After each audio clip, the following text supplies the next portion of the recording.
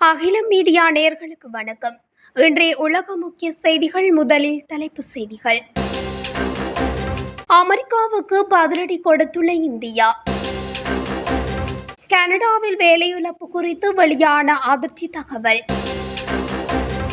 நிலவை முதலில் சுற்றி வந்த விண்வெளி வீரர் மரணம். சீனாவில் கனமழை, நிலச்சரிவில் சிக்கி 17 பேர் உயிரிழப்பு. காசா முழுவதையும் ஆக்கிரமிக்க இஸ்ரேல் திட்டம், கண்டிக்கும் சர்வதேச நாடுகள். நியூயார்க் டைம்ஸ் சதுக்கத்தில் துப்பாக்கிச்சூடு, 3 பேர் படுகாயம். காசாவில் பயன்படுத்தக்கூடிய ராணுவ ஏற்றுமதிகளுக்கு தடை, ஜெர்மனி அரசு அறிவிப்பு. லெபனானில் இஸ்ரேல் ட்ரோன் தாக்குதல். இஸ்ரேலின் 3 முக்கிய இலக்குகளை குறிவைத்து ஏமன் ராணுவம் ட்ரோன் தாக்குதல். தொடர்பன விரிவான செய்திகள். அமெரிக்க ஆயுதங்கள் மற்றும் விமானங்களை கொள்வனவு செய்யும் திட்டத்தை இந்தியா நிறுத்தியுள்ளதாக சர்வதேச ஊடகங்கள் செய்தி வெளியிட்டுள்ளன. அமெரிக்க ஜனாதிபதி டொனால்ட் ட்ரம்ப் ஏற்றுமதிகள் மீது விதித்த வரிகளை அடுத்து இந்த முடிவை இந்தியா எடுத்துள்ளதாக தெரிவிக்கப்படுகிறது. இந்த நிலையில் இந்திய பாதுகாப்பு அமைச்சர் ராஜ்நாத் சிங் முன்னதாக திட்டமிட்டிருந்த தனது அமெரிக்க விஜயத்தை ரத்து செய்துள்ளதாகவும் சர்வதேச செய்திகள் தெரிவிக்கின்றன. கனடாவில் கடந்த ஜூலை மாதத்தில் சுமார் 41,000 வேலை வாய்ப்புகள் இழக்கப்பட்டுள்ளதாக தெரிவிக்கப்பட்டுள்ளது. கனேடிய புள்ளி விவரவியல் திணைக்களம் இந்த தகவல்களை வெளியிட்டுள்ளது. தனியார் துறைகளில் இளைஞர்கள் அதிக அளவில் இந்த தொழில் வாய்ப்பு இழப்புகளை எதிர்கொண்டதாக அறிவிக்கப்பட்டுள்ளது. தொழில் வாய்ப்புகளை தேடுவோரின் எண்ணிக்கை ஜூன் மாதத்தில் இருந்து சுமார் மாறாத நிலையில் காணப்பட்டதனால் வேலையின்மை விகிதம் 6.9% காணப்பட்டது. கடந்த மாதத்தில் 51,000 முழு நேர வேலை வாய்ப்புகள் இழக்கப்பட்டதாகவும், மேலும் இந்த இழப்புகளின் பெரும்பகுதி தனியார் துறையில் இருந்ததாகவும் சுட்டிக்காட்டப்பட்டுள்ளது. எனினும் கடந்த மாதம் வேலை இழப்புகள் அதற்கு முந்தைய ஜூன் மாதத்தில் பதிவான தொழில் வாய்ப்பு அதிகரிப்பினை ஈடு செய்யும் வகையில் அமைந்ததினால் பாதிப்பு குறைந்துள்ளது என தெரிவிக்கப்படுகிறது. நிலவை முதலில் சுற்றி வந்த விண்வெளி வீரர் ஸ்மிலின் ஜிம் லவெல் அவரது 97வது வயதில் காலமாகியுள்ளார். அமெரிக்காவின் இல்லினாய்ஸ் மாகாணத்தில் லேக் ஃபாரஸ்ட் பகுதியில் உள்ள அவரது வீட்டில் இருந்த போதே ஜிம் காலமாகியுள்ளார். 1968ஆம் ஆண்டு அப்பல்லோ 8 விண்கல பயணத்தில் ஜிம் தலைமை தாக நாசா வீரர்கள் விண்வெளி பயணம் மேற்கொண்டனர். புவியின் ஈர்ப்பு விசையை தாண்டி மனிதர்கள் முதன்முறையாக விண்வெளிக்கு மேற்கொண்ட அந்த பயணம் வரலாறு படைத்தது. இவர்கள் பூமிக்கு திரும்புவதற்கு முன்பு 10 தடவை நிலவை சுற்றி வந்தனர். அவரது வாழ்நாளில் 4 தடவைகள் அவர் விண்வெளி பயணம் மேற்கொண்டிருக்கின்றார். அவரது மறைவுக்கு நாசா விண்வெளி மையம் வருத்தம் தெரிவித்துள்ளமையும் குறிப்பிடத்தக்கது. சீனாவின் வடமேற்கு மாகாணமான கன்சூவில் கனமழை கொட்டி தீர்த்துள்ளது. இதனால் அங்குள்ள யூஷாங், லான்சோ உள்ளிட்ட நகரங்கள் வெள்ளக்காடாக மாறியுள்ளன. இதனைத் தொடர்ந்து அங்கு பயங்கர நிலச்சரிவும் ஏற்பட்டுள்ளது. இந்த நிலச்சரிவில் பல வீடுகள் சேதமடைந்துள்ளது. இதையடுத்து மீட்பு படையினர் அங்கு விரைந்தனர். அவர்கள் அங்கு சென்று நிலச்சரிவில் சிக்கியவர்களை மீட்கும் பணி நடைபெற்றது. எனினும் வெள்ளப்பெருக்கு மற்றும் நிலச்சரிவில் சிக்கி 10 பேர் பலியாகினர். மாயமான 33 பேரை தேடும் பணி முடுக்கிவிடப்பட்டுள்ளது.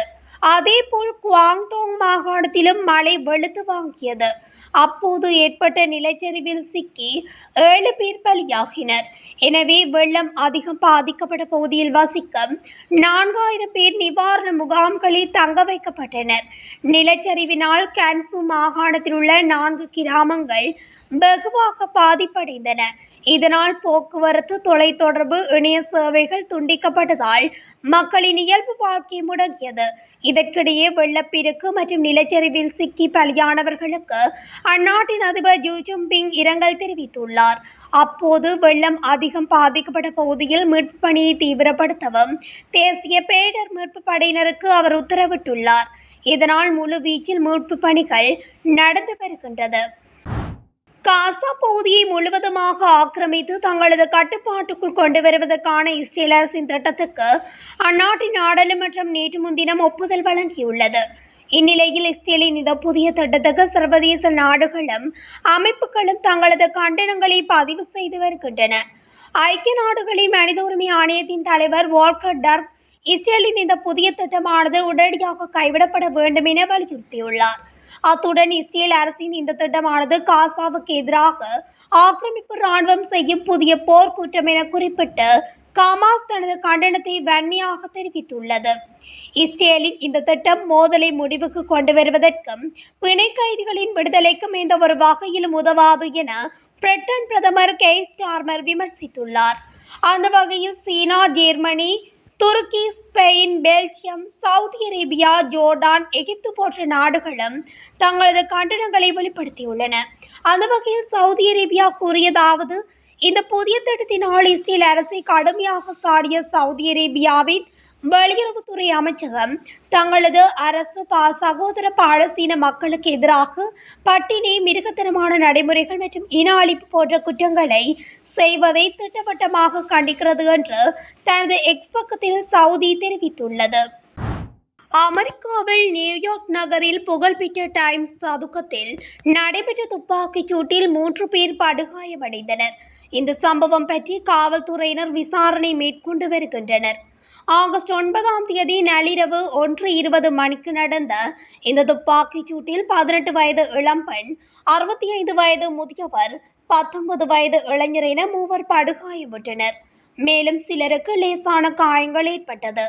அனைவரும் சிகிச்சைக்காக மருத்துவமனையில் அனுமதிக்கப்பட்டுள்ளதாக காவல்துறையினர் தெரிவித்தனர்.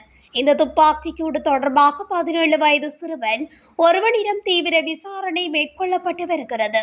இன்னும் அவர் மீது வழக்கு பதிவு செய்யப்படவில்லை என கூறப்படுகின்றது. காசாவில் பயன்படுத்தக்கூடிய இராணுவ தளபாடங்களின் ஏற்றுமதிகளுக்கு ஜெர்மனி பிரதமர் ஃபிரைட்ரிச் மெர்ஸ் தடை விதித்துள்ளார். காசா மீதான தங்களது இராணுவ நடவடிக்கைகளை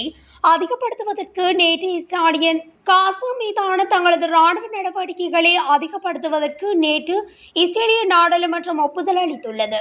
இதற்கு பல்வேறு நாடுகளின் அரசுகளும் கண்டனம் தெரிவித்து வரும் நிலையில் நீண்டகால ஆதரவாளரான ஜெர்மனி இஸ்ரேலுக்கு எதிராக அதிரடியான நடவடிக்கையை மேற்கொண்டுள்ளது.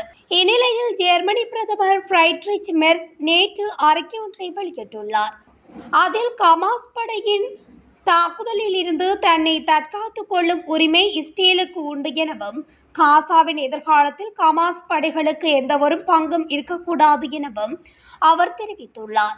மேலும் இந்த விவகாரத்தில் இஸ்ரேலிய பிணை கைதிகளின் விடுதலை மற்றும் 22 மாதங்களாக நடைபெற்று வரும் காசா மீதான போரை உரிய பேச்சுவார்த்தைகளின் மூலம் முடிவுக்கு கொண்டு வருவது ஆகியவை மட்டுமே தங்களது முதன்மையான முன்னுரிமை எனவும் கூறியுள்ளார். காசா மீதான தங்களது இராணுவ நடவடிக்கைகளை அதிகப்படுத்தும் திட்டத்துக்கு இஸ்ரேலிய நாடாளுமன்றம் ஒப்புதல் அளித்துள்ளதால் ஜெர்மனி அரசின் இலக்குகளை அடைவது எவ்வாறு என்பதை கண்டறிவது மிகவும் கடினமான ஒன்றாக மாறியுள்ளது என தெரிவித்துள்ளார்.